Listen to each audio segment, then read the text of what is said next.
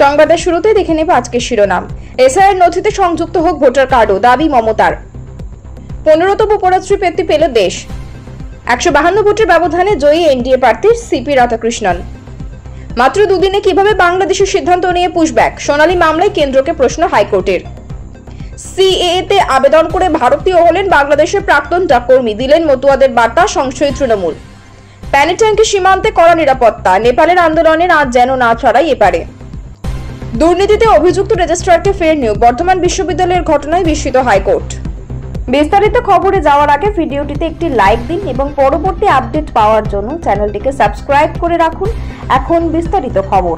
Special intensive revision বা SIR যে সময় 11টি নথির কথা উল্লেখ করেছিল নির্বাচন কমিশন, সেখানে আধার কার্ড ও ভোটার কার্ড ছিল না। সোমবার সুপ্রিম কোর্ট নির্দেশ দিয়েছে বিহারের এসআইআর এর ক্ষেত্রে আধার কার্ডকে নথি হিসেবে ব্যবহার করা যাবে।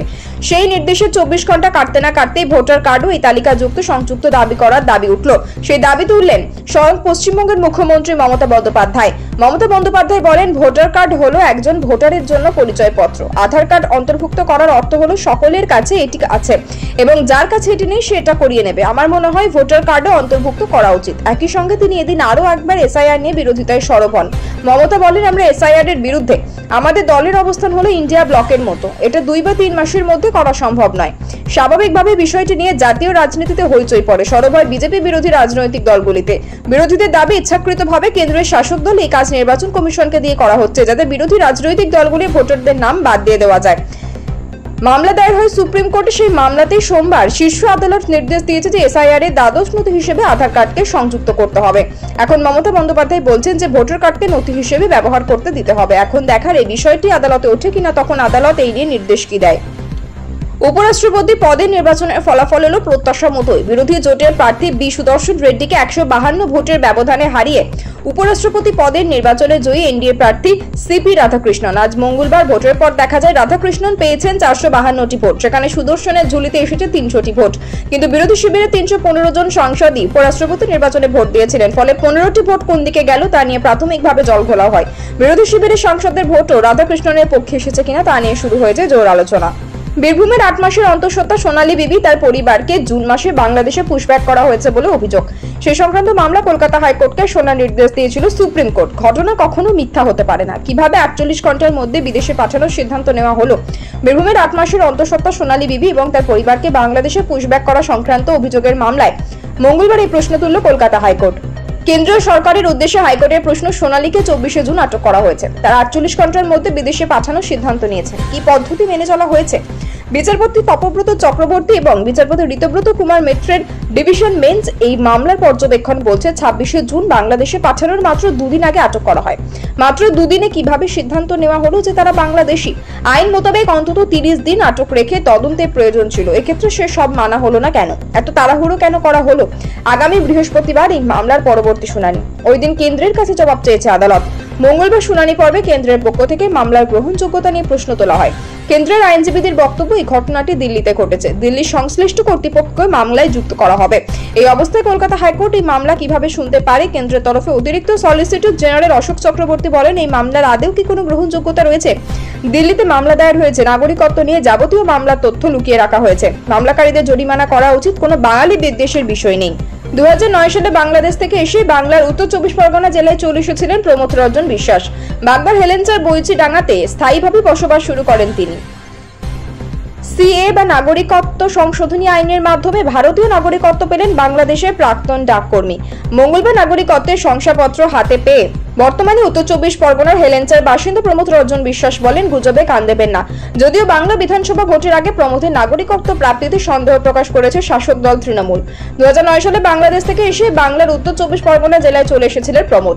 বাগদার হেলেঞ্চার বইচিডাঙ্গাতে স্থায়ীভাবে বসবাস করতে শুরু করেন তিনি। ওই ব্যক্তির দাবি, সিএ আইন কার্যকর হওয়ার পর তিনি ভারতীয় নাগরিক হওয়ার জন্য সংশোধিত নাগরিকত্ব আইন আবেদনের কথা ভেবেছিলেন। শেষমেশ 2025 সালের এপ্রিলে ভারতীয় নাগরিকত্বের জন্য আবেদন করেন। প্রশাসনিক স্তরে যাবতীয় নথিপত্র যাচাই হওয়ার পর নাগরিকত্বের শংসাপত্র হাতে পেয়েছেন ওই প্রাক্তন ডাককর্মী। স্বাভাবিকভাবে খুশি ওই পৌর। বলেন, এখন আর কেউ আমাকে ভারত থেকে বিতাড়িত করতে পারবে না। আমি ভারতীয় নাগরিক, ভারত সরকার সেই স্বীকৃতি আমাকে দিয়েছে।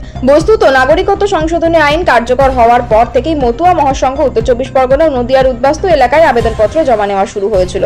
অল ইন্ডিয়া মতুয়া মহাসংঘের সভাধিপতি তথা কেন্দ্রীয় মন্ত্রী শান্তনু ঠাকুর তখনই ঘোষণা করেছিলেন, উদ্বাস্তুদের হিন্দু পরিচয় নিশ্চিত করতে মতুয়া মহাসংঘের তরফে শংসাপত্র দেওয়া হবে। নেপালে জেনজি আন্দোলনের জেরে অশান্ত পরিস্থিতি ক্রমশ তীব্র হচ্ছে। প্রতিবেশী রাষ্ট্রে একের পর এক মন্ত্রীর ইস্তফা, প্রধানমন্ত্রীর পদত্যাগ, সব মিলিয়ে পরিস্থিতি অস্থির। আর সেই আঁচ যাতে এপারে না ছড়ায় সে কারণে ইন্দো নেপাল সীমান্তে কড়া নিরাপত্তার ব্যবস্থা করা হয়েছে।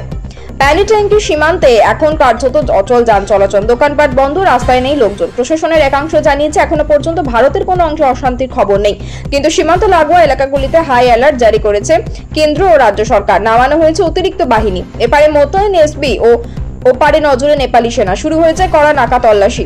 প্রত্যেকটি গাড়ি চালক ও যাত্রীর নাম, পরিচয়পত্র, গন্তব্য সবই খতিয়ে দেখা হচ্ছে। নামানো হয়েছে ডগ স্কোয়াডও। নেপালের বীরতামোর, বীরগঞ্জ সহ একাধিক শহরে আন্দোলনকারীদের বিক্ষোভ জারি রয়েছে। রাস্তা অবরোধ করে টায়ার জ্বালানো, সরকারি দপ্তরে ভাঙচুর, চিত্রটা দিনকে দিন ভয়াবহ হয়ে উঠছে। মঙ্গলবার 2 জন আন্দোলনকারীর মৃত্যুর খবর মিলেছে, যা ঘিরে উত্তেজনা আরো চরমে। সীমান্তে টানটান পরিস্থিতির মধ্যে প্রশাসন চাইছে শান্তিপূর্ণভাবেই সব সামলাতে। এক আধিকারিকের মন্তব্য, এই আন্দোলনের প্রভাবে পারেও যেন না পড়ে সেটা নিশ্চিত করতেই এখন আমরা সর্বোচ্চ সতর্কতায় রয়েছি।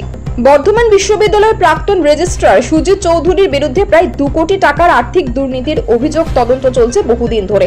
তবুও তাকে ফের দায়িত্বে বসানোর সিদ্ধান্ত বিশ্ববিদ্যালয়ের, যা নিয়ে প্রশ্ন তুলল কলকাতা হাইকোর্ট। মঙ্গলবার মামলার শুনানিতে বিচারপতি তীর্থঙ্কর ঘোষ মন্তব্য করেন, এই সিদ্ধান্তে আমরা অত্যন্ত বিস্মিত। আদালতের নির্দেশ কেন ও কিভাবে দুর্নীতির মামলায় অভিযুক্ত একজনকে পুনরায় নিয়োগ করা হলো তার বিস্তারিত ব্যাখ্যা দিতে হবে বিশ্ববিদ্যালয়কে। 25 সেপ্টেম্বর মধ্যে হলফনামা পেশ করতে হবে।